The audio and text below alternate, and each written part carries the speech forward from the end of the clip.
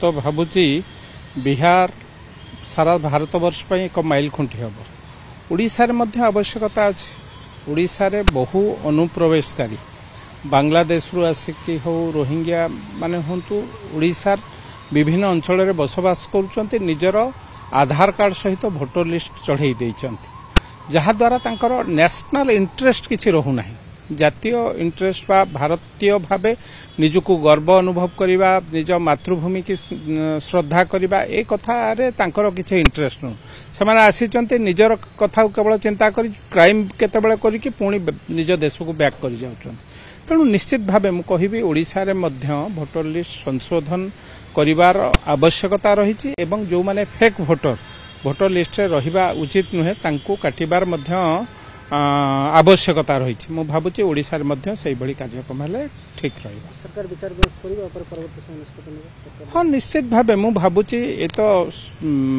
आम संविधान रो दायित्व निश्चित भावे मु कहिबी जो माने देशर भोटर हवा पई अयोग्य से माने काहे कि रहिबे।